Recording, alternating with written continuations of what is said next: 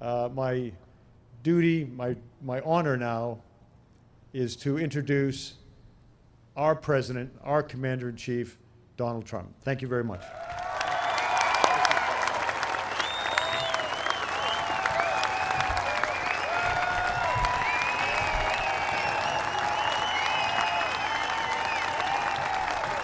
Thank you very much. Thank you, John. Thank you. Thank you, and congratulations to the class of 2017. Great job. And General Kelly, I want to thank you for your leadership as the Coast Guard's Service Secretary. You've really been something very, very special to us as a country and to me and our administration. You've done, throughout your entire life, an incredible job defending your country. Thank you very much, John. Thank you. And John and all of his folks are also doing an incredible job protecting our homeland and our border. And I'm thrilled that my first address to the Service Academy is the graduation ceremony of the United States Coast Guard. Believe me, it's a great honor. I've been here before, and it's a very, very special place. Every cadet graduating today as your Commander-in-Chief, it is truly my honor to welcome you aboard. And you should take a moment to celebrate this incredible achievement.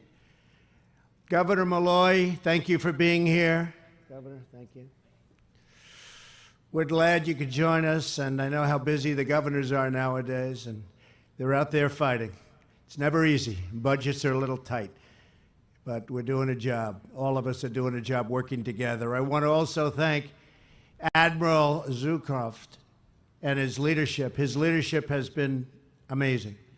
Today's graduates will be fortunate to serve under such capable and experienced commandant. He really is fantastic. Thanks also to Admiral Rendon, the Academy Superintendent.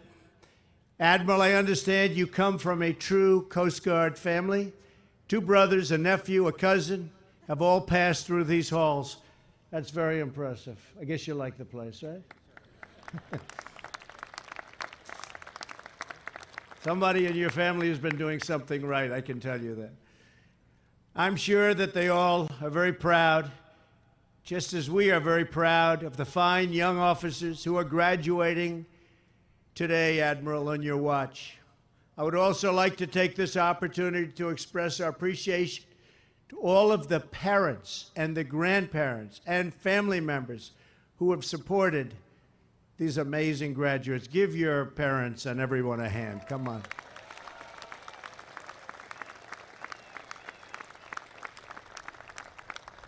Because America has families like yours, and we'll keep all of those families safe and very, very secure. You're keeping your family safe now. If you are not already, you're about to become military families. So starting today, I hope you feel the full gratitude of our nation. These fine young cadets are about to take their rightful place on the front line of defense for the United States of America. Cadets, you deserve not only the congratulations, but the gratitude of each and every American, and we all salute you. A proud nation.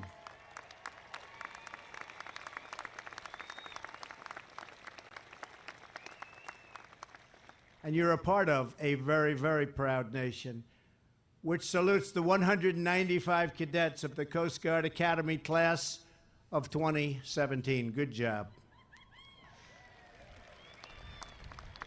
And I understand from the admirals that this has been a very special class.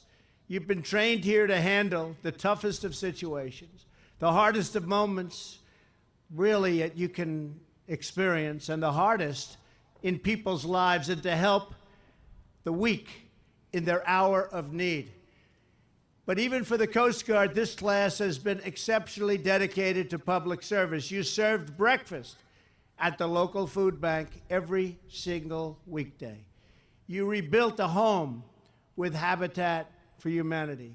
Last year, you led cadets in donating a total of 24,000 hours, a lot of time, to community service. You've done amazing work, and in the true Coast Guard fashion, you had fewer people and fewer resources, but you accomplished the objectives, and you did it with skill and with pride, and I'd like to say under budget and ahead of schedule. We're doing a lot of that now in the United States government.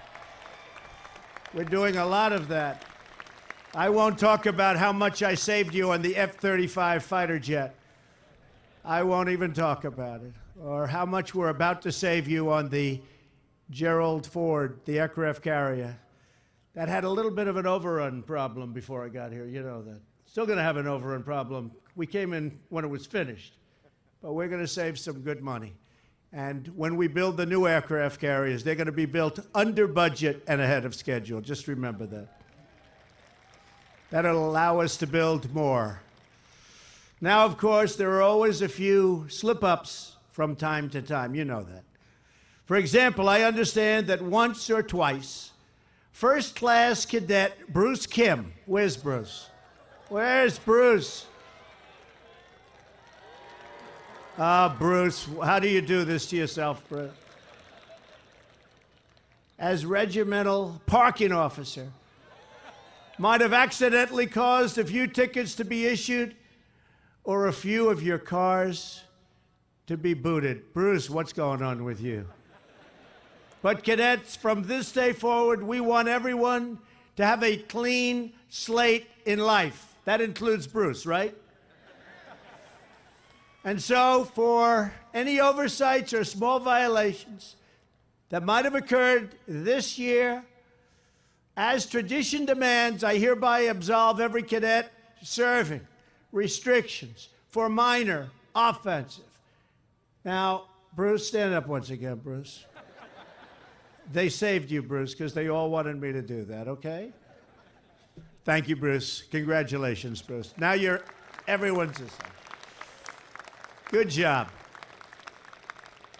By the way, Bruce, don't worry about it. That's a tradition. I was forced to do that. You know that. Don't worry. This is truly an amazing group of cadets that are here today for commission. You could have gone to school anywhere you wanted, and with very, very few responsibilities by comparison. Instead, you chose the path of service. You chose hard work, high standards, and a very noble mission to save lives, defend the homeland, and protect America's interest around the world. You chose the Coast Guard. Good choice. Good choice. You've learned skills they don't teach at other schools, right here on the grounds of this academy, and also on your larger campus, the Open Sea. That is a large, large campus, isn't it? A beautiful campus. But the greatest lesson you've learned at this proud institution is the knowledge you've learned about yourself. It's the knowledge that each and every one of you is something very special. You are leaders. For the first stormy days of your swab summer to your final weeks as a first-class cadet, you have been expected to take responsibility, to make decisions, and to act. And I, like all leaders, that's exactly what you have to do. You have to act, and you have to act properly, and you have to learn how to act under great, great pressure. You're all going to be under great pressure. You have to learn how to respond and to act under great pressure. Just days from now, you will put this vital skill into the service of your ships, your sectors, and your country. You'll serve as deck watch officers on our amazing Coast Guard cutters. You'll bring law and order to the dangerous waters as boating officers.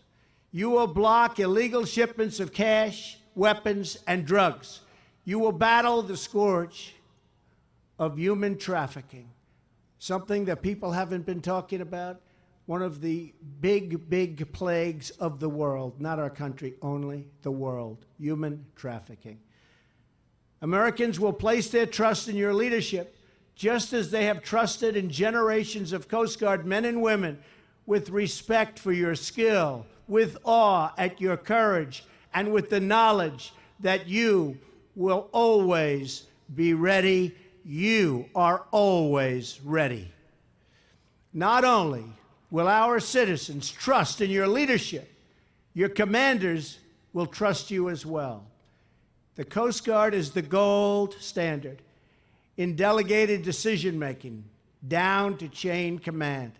So just as your instructors have at the academy, your Coast Guard commanders will explain their vision, and then they will trust you to get the job done. Just like I, as your president, will also trust you to get the job done. It's amazing to think of the adventures that are about to begin for you. Across the country this month, millions of other students are graduating, high school, college. Many others are wondering, just what am I going to do? They're saying to themselves, what are they going to do? You know what you're going to do. Many, many students are graduating from college right now. They're saying, what am I going to do? Where am I going to go to work? You know it.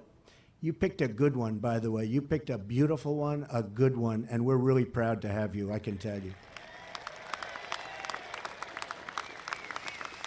Years from now, some of them may look back and ask themselves whether they've made the right choice, whether they've made the most of the opportunities they've been given. In the Coast Guard, you will face many challenges and many threats. But one thing you will never have to face is that question of, what will I do? When you look back, you won't doubt. You know exactly how you spent your time saving lives. I look at your admirals. I look at General Kelly. I look at some of the great people in service, and I want to tell you, they're excited about life. They love what they do. They love the country. They love protecting our country, and they love what they do. Is that right? Good. I didn't think anyone was going to say no. That would have ruined our speech, right? They're great people. You always know just what you'll be, the leaders and officers of the United States Coast Guard.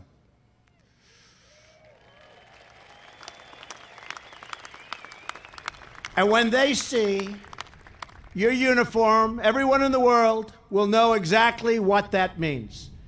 What standard? And really, if you think of it, when you talk about the great sailors and the great sailors of the world, we have them. But what stranded sailor doesn't feel relief when those red racing stripes break the horizon? What drifting soul at sea, with only a short time left to live, doesn't rejoice at the sound of those chopper blades overhead coming back and coming down to rescue them from death?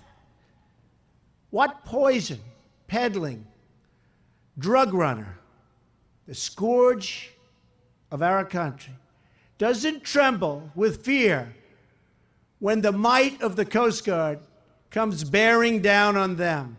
In each case, we know the reason. America's life-saving service is on the way. The Coast Guard is truly vital to the United States Armed Forces and truly vital to our great country.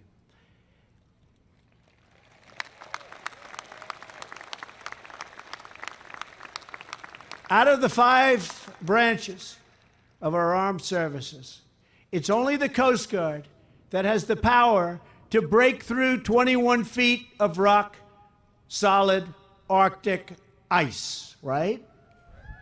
You're the only ones.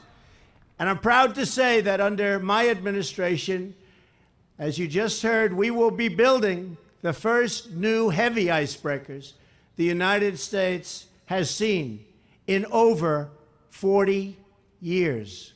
We're going to build many of them. We need them.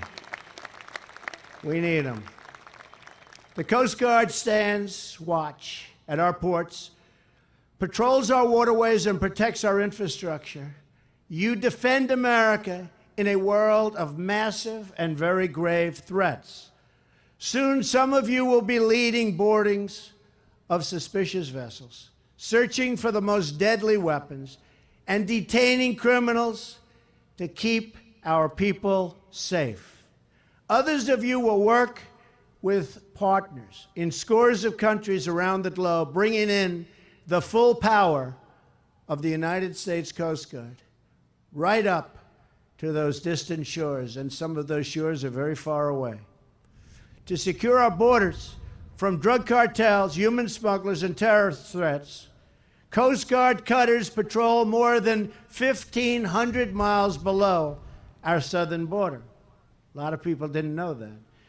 When enormous pride hits your heart, you realize that it's with this great skill and tremendous speed our Coast Guard men and women interdict dangerous criminals and billions of dollars worth of illegal narcotics every single year.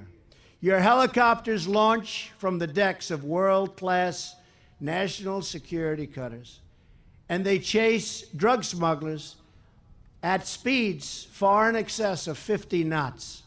In rough seas, at high speeds, our incredible Coast Guard snipers take their aim at the smugglers' engines. And time after time, they take out the motors on the first shot. They don't like wasting the bullets, right? They actually don't. Your slice through roaring storms and through pouring rain and crashing waves is a place where few other people will ever venture.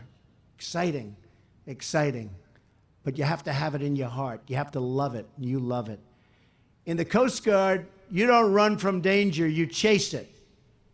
And you are deployed in support of operations in theaters of conflict all around the world. But not only do you defend American security, you also protect American prosperity. It's a mission that goes back to the earliest days of the revenue cutter service. You've read about that and studied that. Today, the Coast Guard helps keep our waters open for Americans to do business. It keeps our rivers flowing with commerce, and it keeps our ports churning with American exports. You help billions and billions of dollars in goods to navigate our country every day. You are the only federal presence on our inland waterways. You police the arteries we need to rebuild this country and to bring prosperity back to our heartland. And we are becoming very, very prosperous again. You can see that. Think of the glorious mission that awaits. You will secure our harbors, our waterways, and our borders.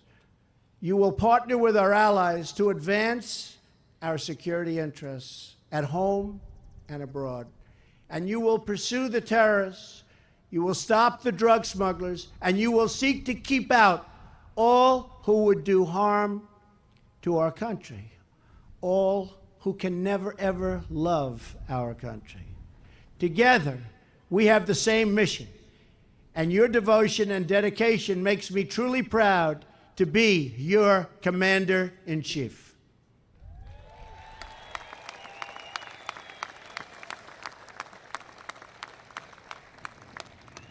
Thank you. Now I want to take this opportunity to give you some advice. Over the course of your life, you will find that things are not always fair. You will find that things happen to you that you do not deserve and that are not always warranted. But you have to put your head down and fight, fight, fight.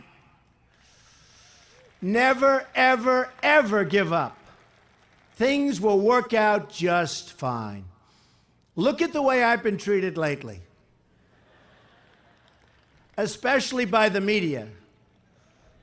No politician in history, and I say this with great surety, has been treated worse or more unfairly. You can't let them get you down. You can't let the critics and the naysayers get in the way of your dreams.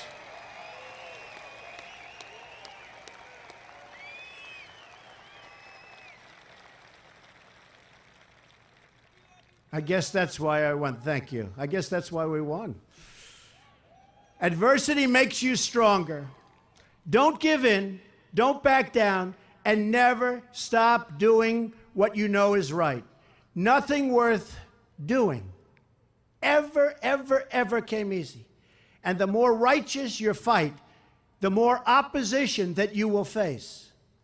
I've accomplished a tremendous amount in a very short time as president. Jobs are pouring back into our country. A brand new Supreme Court justice who's going to be fantastic for 45 years. A historic investment in our military. Border crossings, thank you to our general, are down more than 70% in just a short period of time. A total record, by the way, by a lot. We've saved the Second Amendment, expanded service for our veterans. We are going to take care of our veterans like they've never been taken care of before.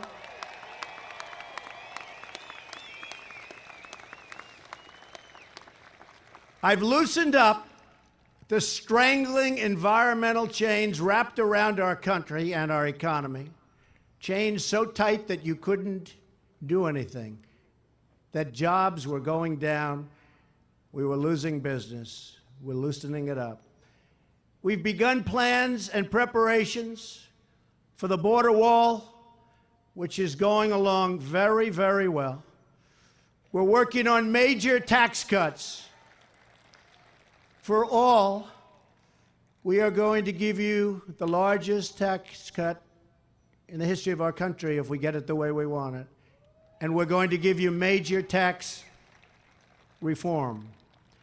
And we're also getting closer and closer day by day to great health care for our citizens. And we are setting the stage right now for many, many more things to come. And the people understand what I'm doing, and that's the most important thing. I didn't get elected to serve the Washington media or special interests. I got elected to serve the forgotten men and women of our country, and that's what I'm doing. I will never stop fighting for you, and I will never stop fighting for the American people. As you leave this academy to embark on your exciting new voyage, I am heading on a very crucial journey as well. In a few days, I will make my first trip abroad as president, with the safety, security, and interests of the American people as my priority. I will strengthen old friendships and will seek new partners, but partners who also help us, not partners who take and take and take. Partners who help, and partners who help pay for whatever we are doing and all of the good we're doing for them, which is something that a lot of people have not gotten used to, and they just can't get used to it. I say, get used to it, folks. I'll ask them to unite for a future of peace and opposition, for our peoples and the peoples of the world. First in Saudi Arabia, where I'll speak with Muslim leaders and challenge them to fight hatred and extremism and embrace a peaceful future for their faith. And they're looking very much forward to hearing what we, as your representative, we have to say. We have to stop radical Islamic terrorism. Then in Israel, I'll reaffirm our unbreakable alliance with the Jewish state. In Rome, I will talk with Pope Francis about the contributions of Christian teachings to the world. Finally, I'll attend the NATO summit in Brussels and the G7 in Sicily to promote security, prosperity, and peace all over the world. I'll meet scores of leaders and honor the holiest sites of these three great religions. And everywhere I go, I will carry the inspiration I take from you each day, from your courage and determination to do whatever is required. Save and protect American lives.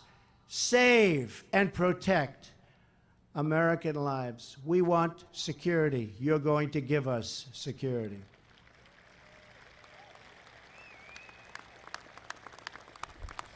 In just one example, we see how priceless that gift of life is to the people you touch every day. A few years ago, a Coast Guard helicopter and rescue swimmer took off in the direction of 3 terrified fishermen who clung to their sinking and burning vessel. That day, our Coast Guard heroes did their jobs well. They flew over the sea, despite tremendous danger, and extended a helping hand at the moment it was most urgently needed. There was very little time left. But that's not the most remarkable part of that story. As one Coast Guard swimmer put it, you do that stuff all the time. You do it every hour of the day. Something is happening all the time with the United States Coast Guard. You do an amazing job. A remarkable thing happened with that rescue, but when you think of it, you do those rescues all the time. There, the Vietnamese fishing captain grabbed the swimmer's hand. He looked at his Coast Guard rescuer in the eye and said, "I was asking God to please let me live. I need to see my kids. Please, God, please let me live so that I can see my kids. Then God sent me you." That's what he said.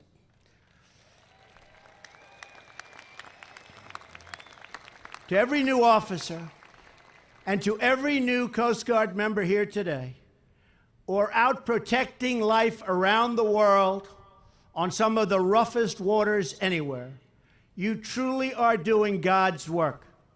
What a grateful heart you must all have, because it is with my very grateful heart and America's cheers for the Coast Guard and America cheers for you often that we wish you good luck. As your Commander-in-Chief, I thank you, I salute you, and I once again congratulate the Coast Guard class of 2017. God bless you, God bless the Coast Guard, and God bless the United States of America. Thank you very much. Thank you. Thank you very much. Thank you, everybody. Great honor. Good luck. Enjoy your life.